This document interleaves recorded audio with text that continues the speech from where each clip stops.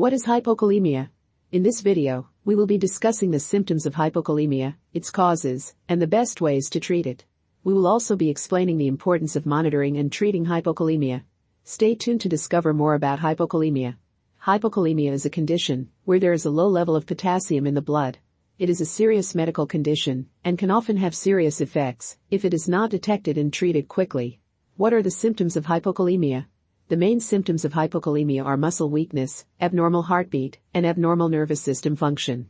These are all signs that the body is getting less than it needs of a key mineral, potassium.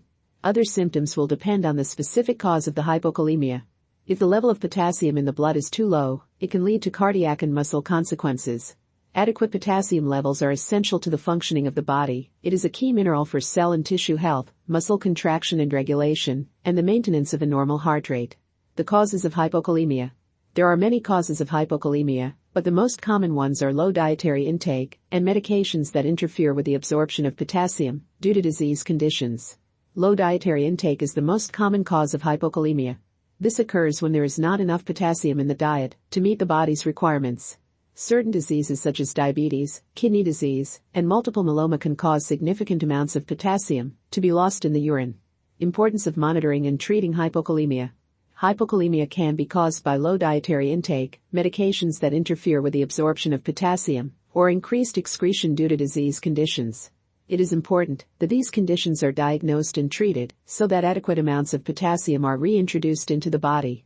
When dietary intake is low, or the source of the deficiency is unknown, it is also important to monitor the level of potassium in the blood. This can be done through a blood test. When levels are low, a supplementation program or an exchange of potassium-rich foods can be started. It is important to monitor and treat hypokalemia in athletes as low levels of potassium can lead to muscle cramps and spasms. When this condition occurs in athletes, the level of potassium can be tested to determine the extent of the problem. If a low level of potassium is detected, supplementation can be administered immediately to minimize the chance of a more serious condition. Monitoring tools for hypokalemia. There are a number of ways to monitor the level of potassium in the body. The most common ways are through blood tests. A blood test is the most common way to determine if there is a low level of potassium in the body. In these tests, a sample of blood is drawn and analyzed. Dietary intake. It is also possible to measure the amount of potassium in the body through dietary intake. This is done by having the individual record the foods they have consumed over the previous week. It is also possible to measure the amount of potassium in the body through dietary intake. What are the treatments for hypokalemia? There are a number of ways to treat hypokalemia. The primary way is to increase the dietary intake of potassium-rich foods. Examples of potassium-rich foods include avocados, bananas, dried fruits, meat and poultry, sweet potatoes, and vegetables.